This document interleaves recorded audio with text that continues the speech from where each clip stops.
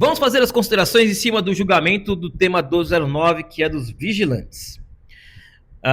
Já tem bastante gente postando a respeito, falando que acabou a aposentadoria dos vigilantes, que o STF enterrou a aposentadoria dos vigilantes e tudo mais. Em partes, verdade. Por quê? Porque anteriormente, vamos puxar um pouquinho de história da situação. Até 95, comprovando que o vigilante era portador de uma arma, né, fazendo cursos, tendo no seu PPP escrito que utilizava a arma, já caracterizava como especial pela função que ele exercia de vigilante. Após isso, caiu por terra esse entendimento, até porque saiu lá da lista de funções que eram especiais, que já eram consideradas especiais, e aí tinha que se provar a questão da pessoa, né, do vigilante, estar armado ou não. No PPP, alguns vinham, outros não.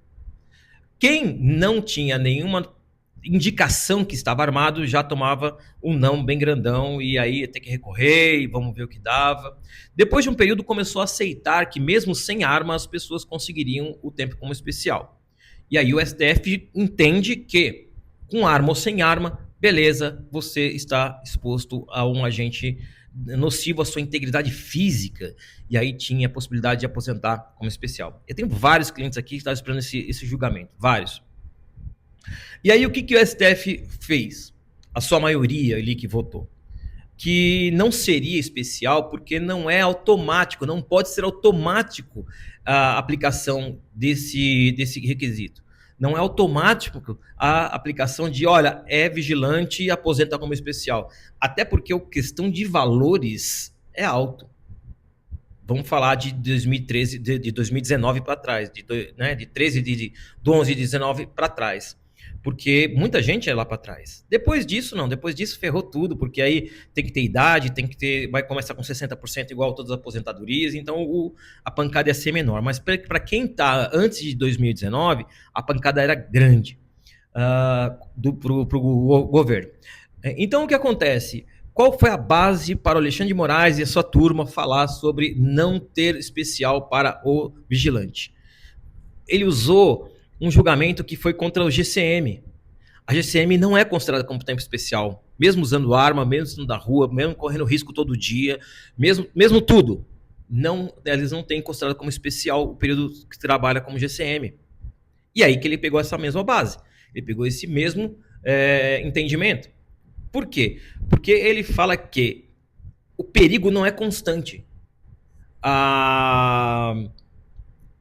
A exposição ao perigo não é constante.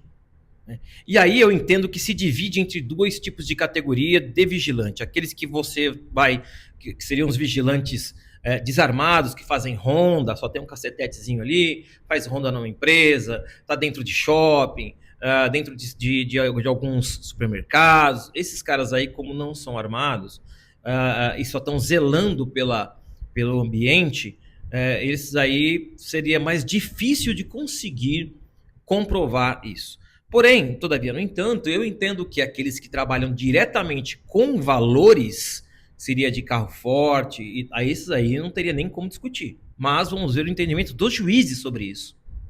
Então, essa foi a questão. A questão é que a maioria que votou ao contrário, eles estão falando que o perigo não é iminente, que eles não estão expostos diretamente a perigo constantemente nisso. Eu discordo totalmente. Mas quem sou eu, o mero ser humano comum, que não é uma divindade do STF, vai falar.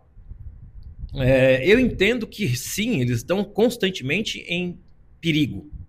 E aí você tem que verificar não somente a questão física, mas psicológica também. E aí nós vamos entrar na NR1, que é aquela que diz que as empresas têm que ter um ambiente saudável para o cara não ficar doido, para o cara não ter problema psiquiátrico ou psicológico. E aí eu quero ver o que vai pegar.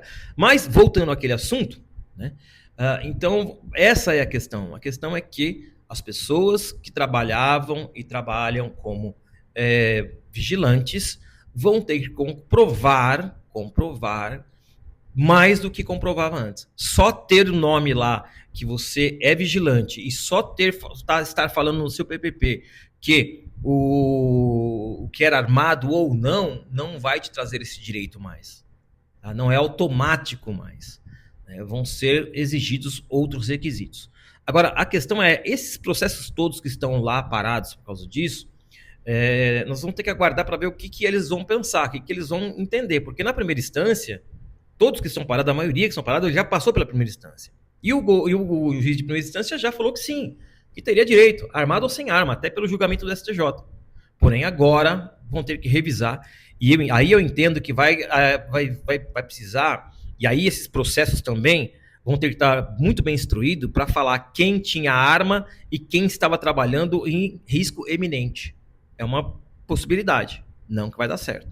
Tá? Então, esse é um pequeno parecer que eu tenho sobre essa questão do tema 1209.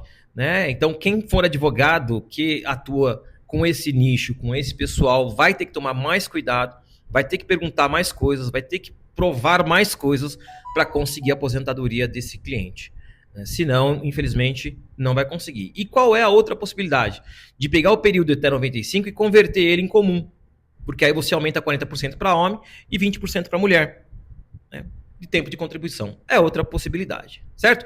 Se você passou por isso, está passando, ou se tem alguma divergência sobre esse julgamento, coloca nos comentários aí que a gente vai responder.